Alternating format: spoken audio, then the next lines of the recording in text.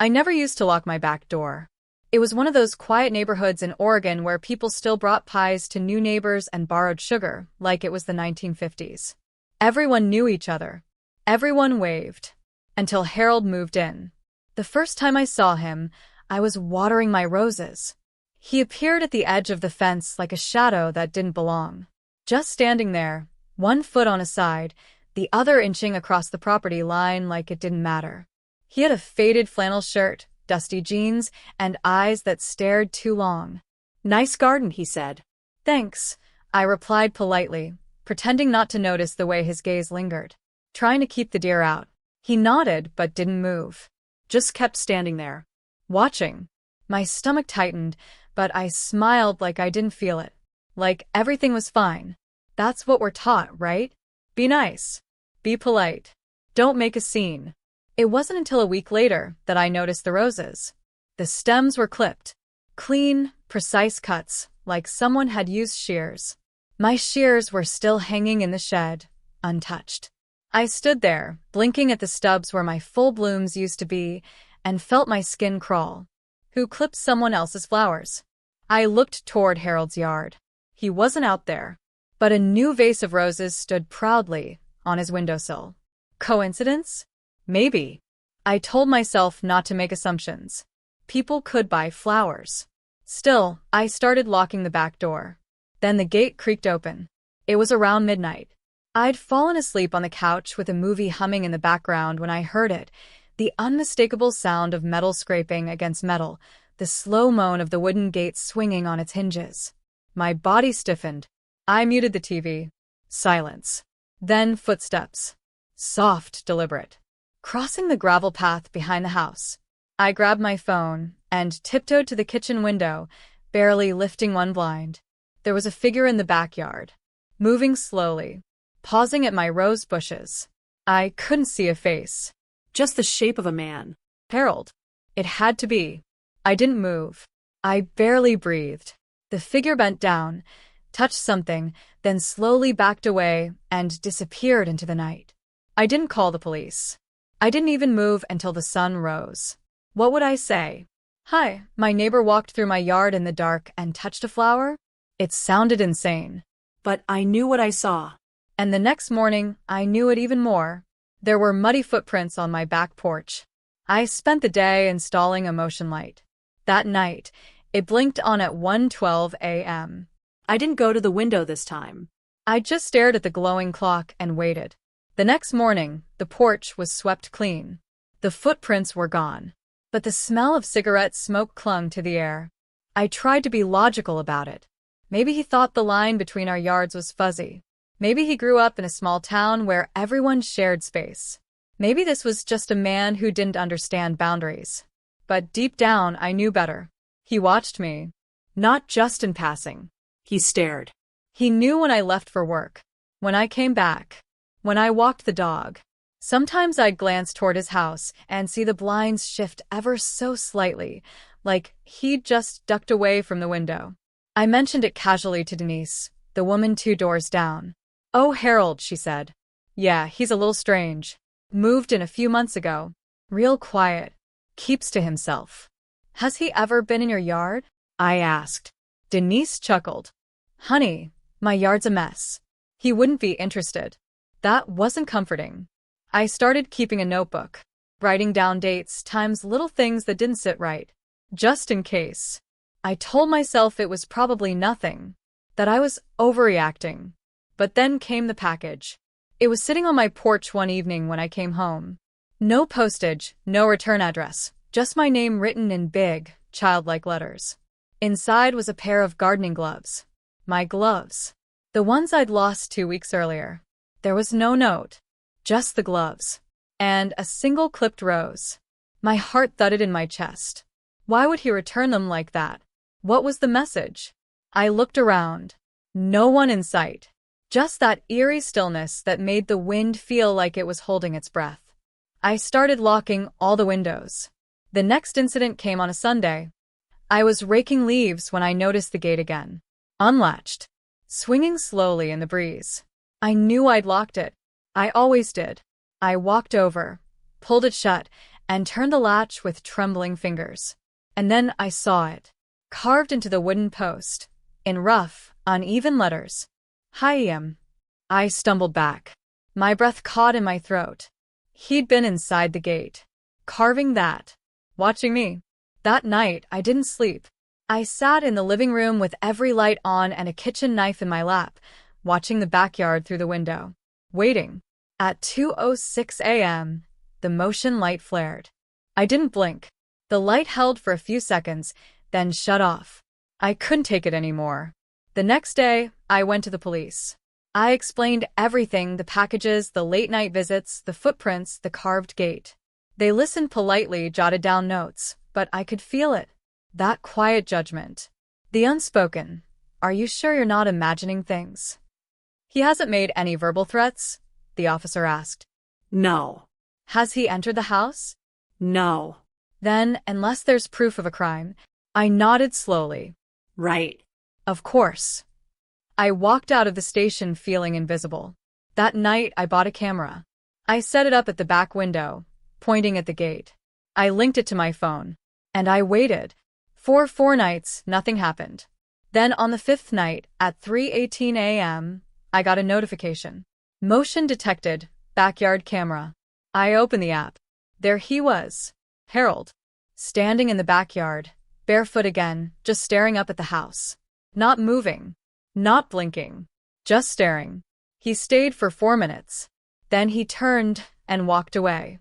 The next morning, I sent the footage to the police. They said they'd look into it. I tried to go about my life. I really did. But every creak in the house, every rustle of wind, every flicker of light made my skin tighten. I started keeping my phone next to my pillow. Every night, I locked everything: windows, doors, drawers, even closets. I couldn't breathe in my own home. One morning, I opened the door to get the paper and found a gift bag hanging from the handle. Inside was a framed photo. Of me. Watering my garden. Taken from behind the fence. I dropped it. My hands were shaking too hard to hold it. That's when something inside me broke. I wasn't going to be afraid anymore. If the police wouldn't help me, I'd help myself. I wish I could say I calmly thought through my next steps. But that would be a lie. After seeing that photo, the silent proof that Harold was watching me, framing me through his lens like a possession, I went inside and cried until my body gave out. Then something changed. The fear didn't leave, but it hardened. Became something sharper. Something more focused. I spent that whole day researching Oregon trespassing laws, privacy violations, and neighborhood surveillance rights. I wasn't going to play the victim anymore. I was going to be the woman who fought back. That night, I didn't sleep. Instead, I waited. And at exactly 2:54 a.m., the backyard camera pinged. Motion detected, backyard camera. This time, I didn't just watch. I hit record on my phone. The screen lit up with Harold's figure, standing just a few feet from my window. No shoes. No expression. Just silence. He stared for a full minute before reaching down to pick something off the ground. I zoomed in later and realized it was one of my garden gnomes. He held it for a second, turned it over in his hands like he was reading it, then placed it back down upside down. Then he walked away again. Who does that? The next morning, I filed another report with the police. I sent the video. They promised they'd send a patrol by the area. Nothing more. They never called back. I needed backup. So I told my brother, Jason. He lived 2 hours away, had a wife, a job, and 2 toddlers, but when I told him what was going on, he showed up that same night with a flashlight and pepper spray in hand. "Why the hell didn't you tell me sooner?" he demanded. "I didn't want to sound paranoid," I replied, my voice barely holding together. He walked the perimeter of my backyard like it was enemy territory. He checked the fence, the gate latch, the window screens. Then he looked at me with that same protective expression I hadn't seen since our dad died. "You need real cameras. Ones he knows about. And floodlights. And you should stay with me for a few days." I shook my head. No. "I'm not leaving. This is my home." Jason exhaled and nodded. "Then we'll make it safer." Over the next 2 days, we installed motion-activated floodlights on all corners of the house. Jason mounted 2 visible security cameras near the front and back doors, and we added warning signs. Property under 24/7 video surveillance. We even installed a second lock on the back gate, one that couldn't be opened from the outside. For the first time in weeks, I slept through the night. But peace never lasts long when someone is obsessed with violating your boundaries. 3 days later, I woke up to the lights flickering in the backyard. Only this time, something was wrong. The camera feed was gone. When I went outside, I found the lens smashed. The camera was torn from its mount and lying in the bushes, its wiring exposed like veins. Jason's lock on the gate? Broken clean off. There were no footprints this time. He'd learned to cover his tracks, but the message was clear. He knew I was watching him, and now he wanted me to know he was watching back. That day, I filed for a restraining order. I showed the police the broken camera, the videos, the package, the photo. Finally, one of the officers, a woman named Officer Green, actually listened. "This is classic escalation," she said. "It's not just trespassing anymore. He's targeting you." "But he hasn't said anything," I whispered. "Not since that first day." Green looked me in the eyes. "Sometimes silence is louder than words. We'll process this. But restraining orders can take time." "How much time?" 10 days. Maybe more. 10 days. 10 more nights of staring windows. Of wondering if he was out there. Watching. Plotting. It felt like an eternity. I started sleeping with my bedroom light on. Not because I thought it would protect me, but because I needed to know at a glance that I was still in my room, that the walls were still intact, that the shadows hadn't moved. The paranoia grew into something monstrous. Every creak of the floorboards felt like footsteps, every gust of wind like a whisper. And yet, I refused to run. I started documenting everything publicly. I created a locked blog where I uploaded photos, dates, video clips. Jason helped me set up cloud backups. If something happened to me, I wanted the world to know what led up to it. I even emailed myself daily, titling each entry. "If I go missing, start here." Then something new happened. A letter arrived in the mail. No return address. Just a plain white envelope, handwritten. I opened it with trembling fingers. Inside was a single sheet of paper. In perfectly neat cursive, it read, "I noticed you don't close the curtains when you change clothes. Pretty bold, Emily." I dropped it like it was on fire. I called Officer Green immediately. "Do you have the envelope?" she asked. "Yes." "Don't touch it anymore. We'll send someone to collect it." "But how did he get it in the mailbox without a return address?" She paused. "He probably hand-delivered it," which meant he was inches from my front door. That night, Jason insisted on staying over. He brought a baseball bat, a camping knife, and a thermos of coffee. We took shifts. Around 3 a.m., we heard it scratching. Not loud, not deliberate, just enough to be heard in the silence. We froze. Jason pressed his back to the wall, knife in hand, while I opened the camera app. Nothing. Then again, scratch, scratch. "Side of the house," Jason whispered.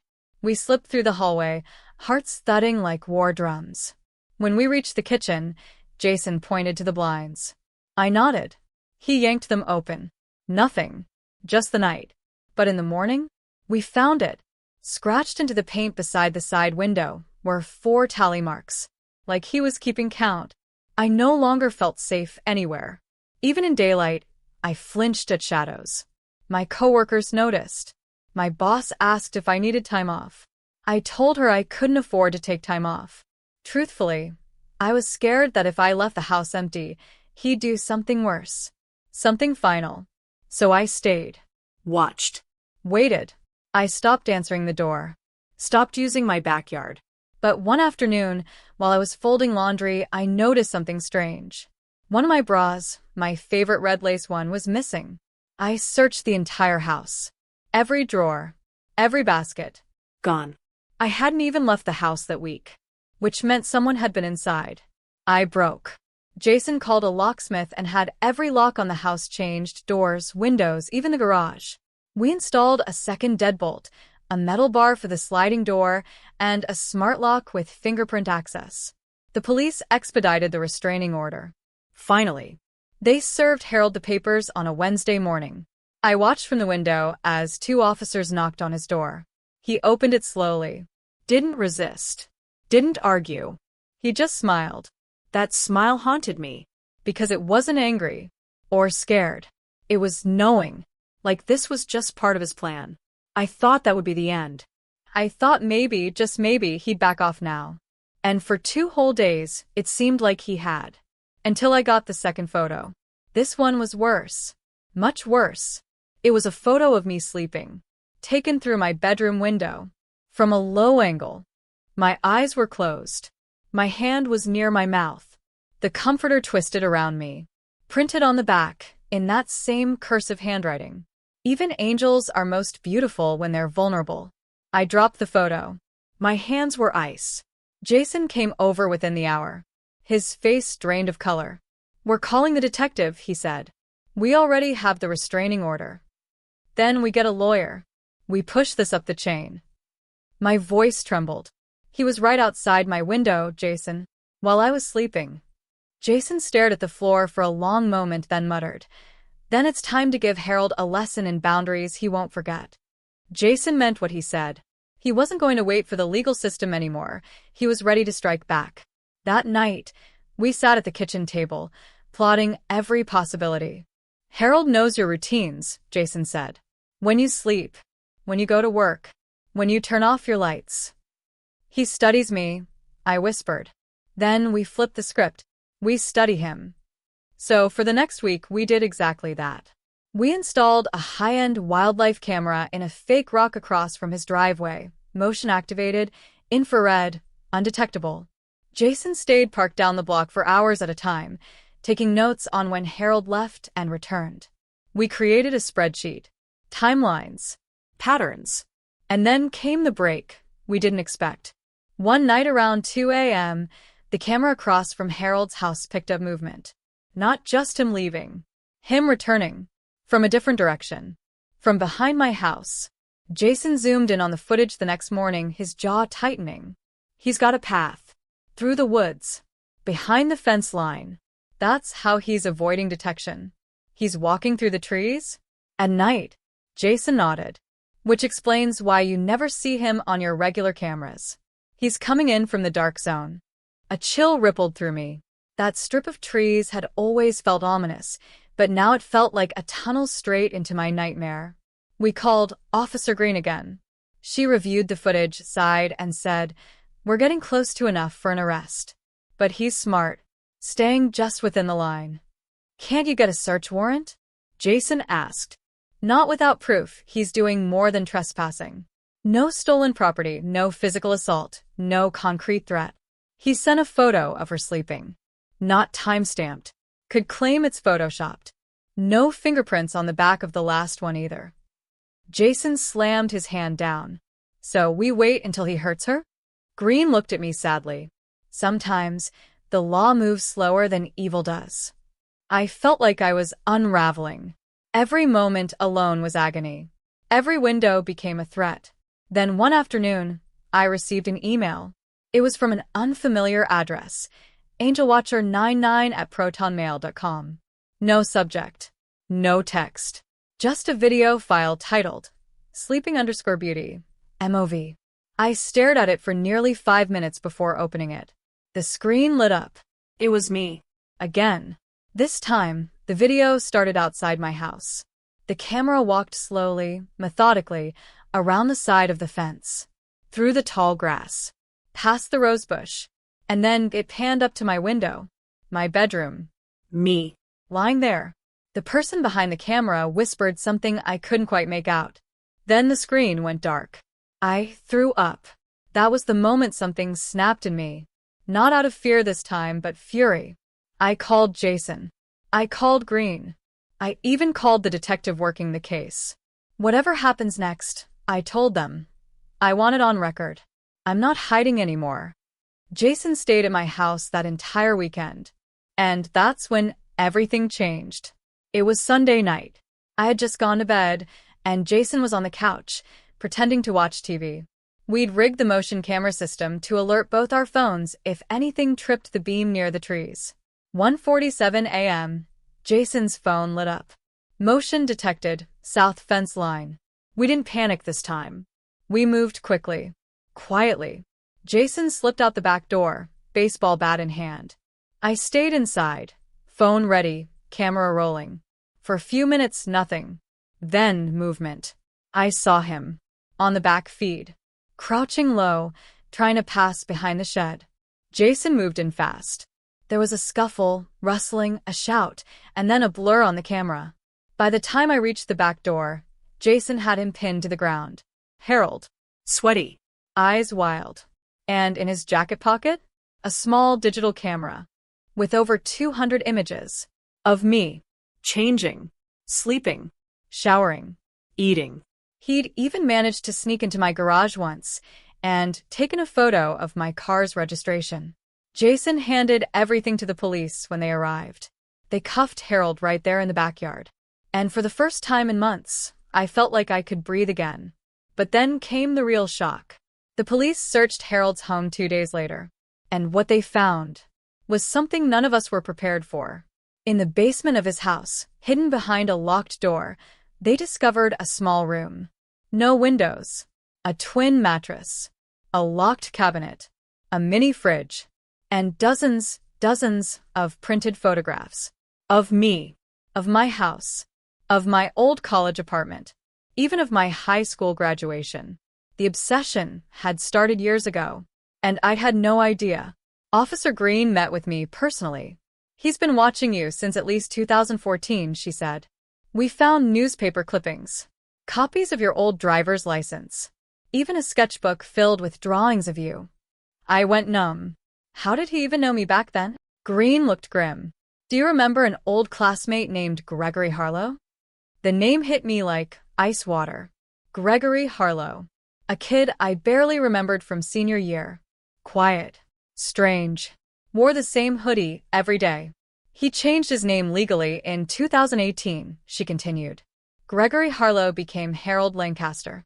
He bought this house 2 years after you moved in. We believe it wasn't a coincidence. He had followed me here. Moved in beside me. Planned it all. The fear came rushing back like a flood. I hadn't just been the target of a neighbor's weird obsession. I had been stalked. Hunted. Trapped. Jason didn't leave my side for a week.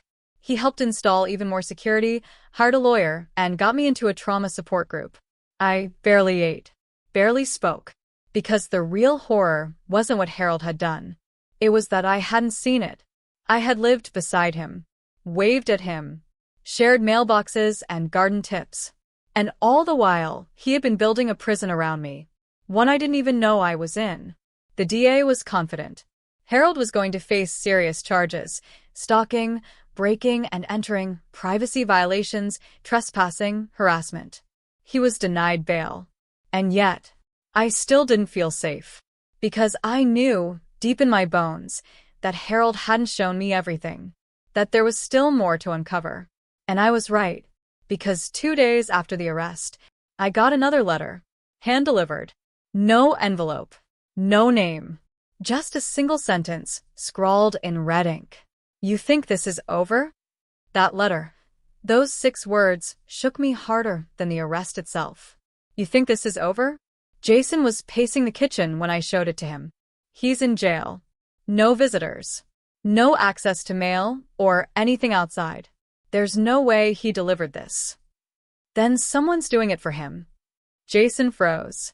Or, I whispered, my heart thudding, there's more than one. We went to the police again. This time, they weren't so quick to dismiss it. Officer Green pulled surveillance from nearby traffic poles. And what they found chilled me. At 2:14 a.m., a figure in a hoodie approached my house. Not Harold. Someone younger. Faster. Left the note at my front step. Didn't knock. Didn't linger. He walked away. But then stopped at Harold's mailbox. Dropped something inside. The connection was undeniable. Harold wasn't working alone. He had help. A disciple? A copycat? A partner? Jason was furious. You mean we've had someone else out there this whole time and no one knew?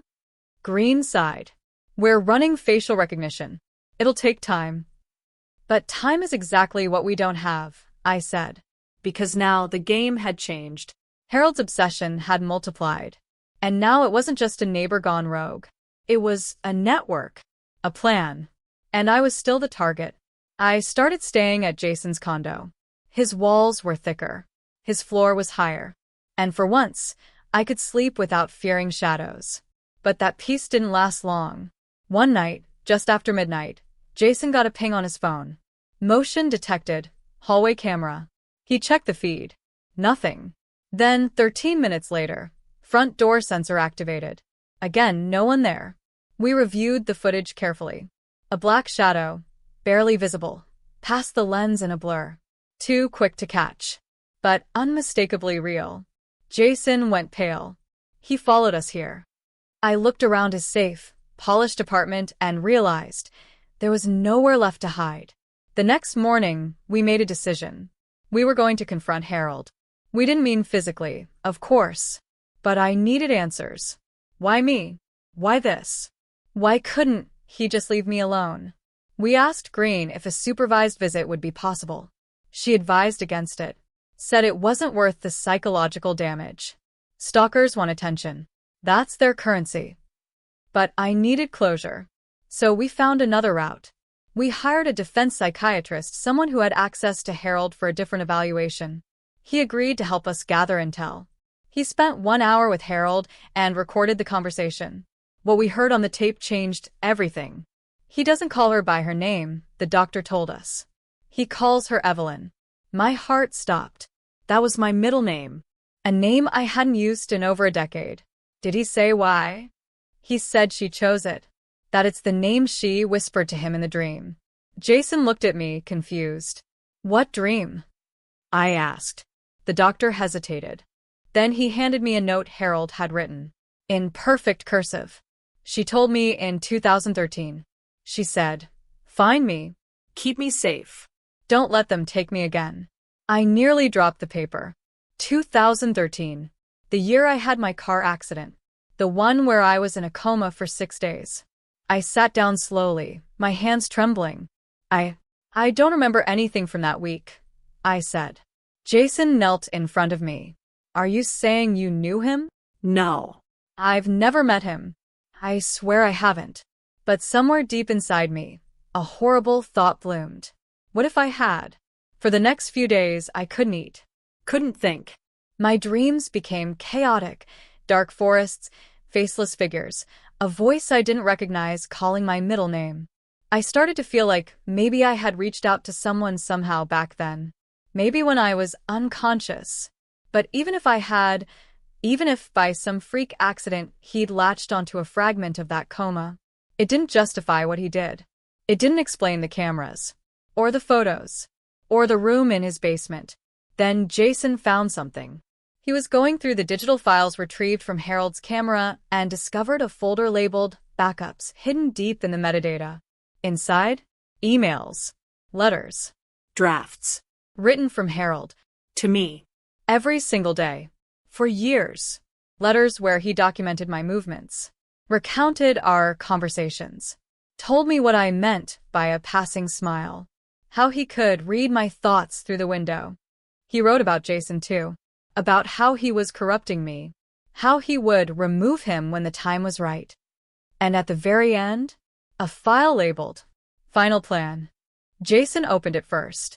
Then turned to me, white as a sheet. You need to see this. The document outlined everything. How Harold planned to lure me into trust. How he had considered posing as a delivery worker, a church member, even a lost hiker. How he planned to isolate me from friends and family.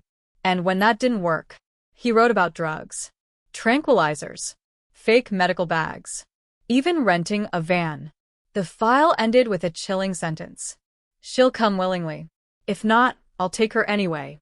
Once we're together, she'll remember everything. She always does. I couldn't breathe. I couldn't scream. All I could do was shake. Jason held me until I stopped. I should have done something sooner, I whispered. I let this go on too long. No. He manipulated everything. This isn't your fault. But it feels like it is. Jason looked at me with fire in his eyes. Then let's finish it. Let's end this. We called Green again. She escalated the case to federal level. The letter, the partner, the final plan, the hidden recordings, the years of stalking. They built a rock-solid case. Harold was moved to a high-security facility.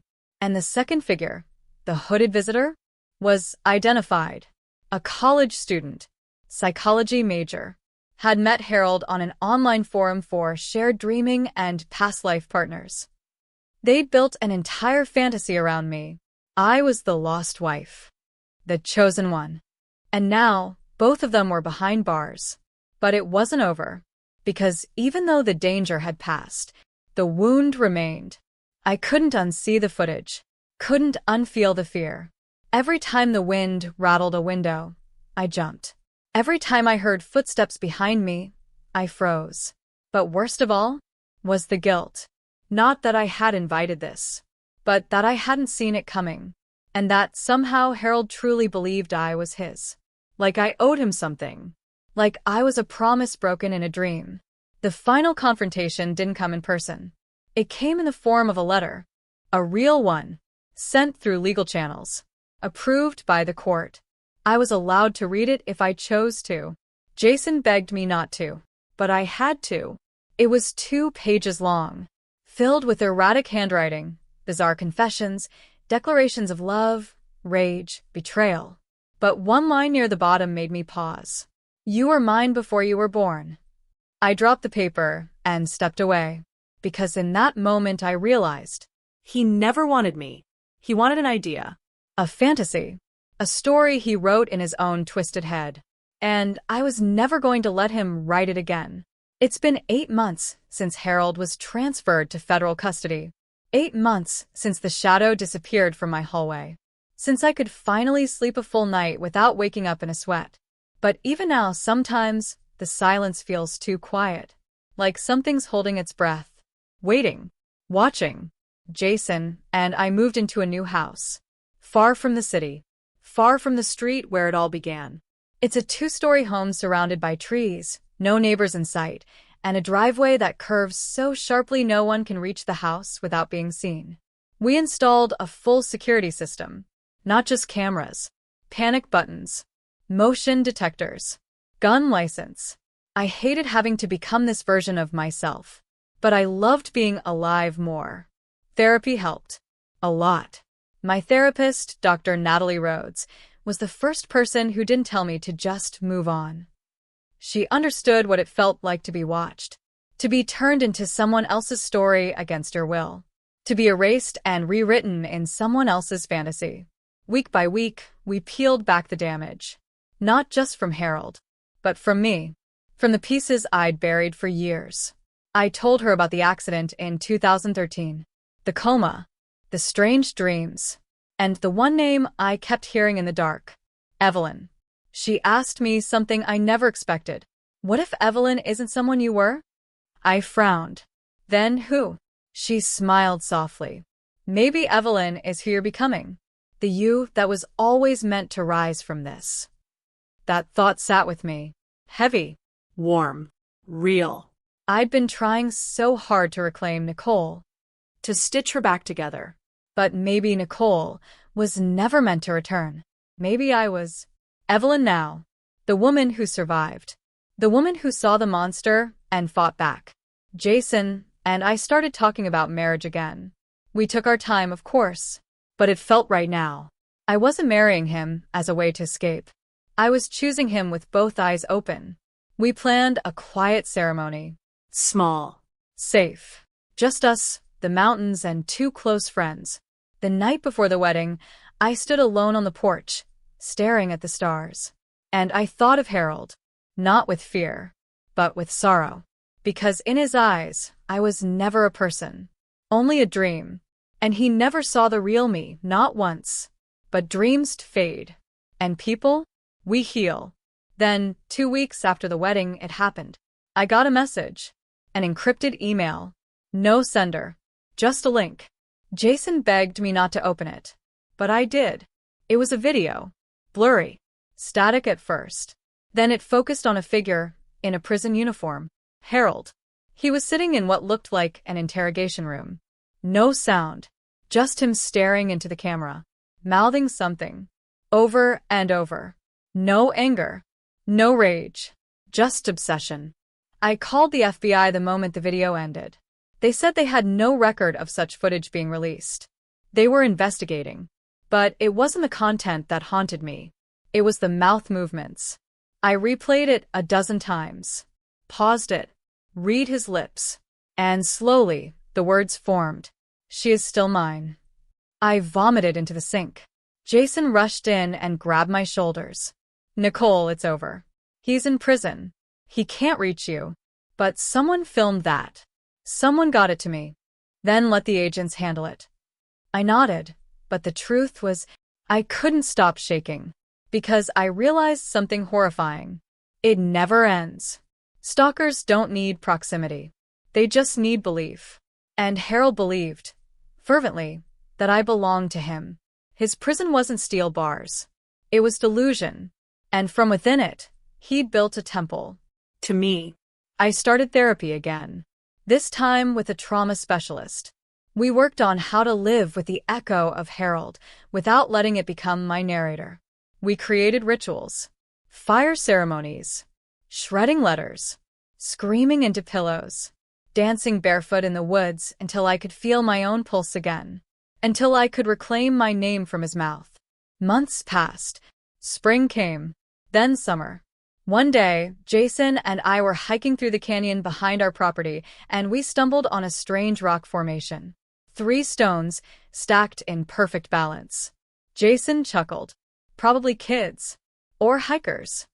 I nodded, but something about it felt intentional. Like a sign. A message. Or maybe just a reminder. You're never completely safe. But also, you're never completely powerless. That night, I sat at my desk and wrote something. Not to Harold. To myself. A letter to Evelyn. To the woman who woke up from a coma and unknowingly invited a ghost into her shadow. To the woman who had her boundaries violated, her mind invaded, her fear used against her. And still stood up. Still chose love. Still said yes to life. The letter ended like this. They may try to follow you. They may try to write your ending. But you're the author now. And you know how to end their chapters. It's been over a year now. And I'm still healing. Some nights I wake up to check the cameras. Sometimes I don't. But every day I make a choice. To be present. To love Jason fiercely. To stand tall in my story. Not his. Not theirs. Mine. And if Harold ever thinks he'll reach me again, let this be my answer. You never knew me. You never had me. And you never will.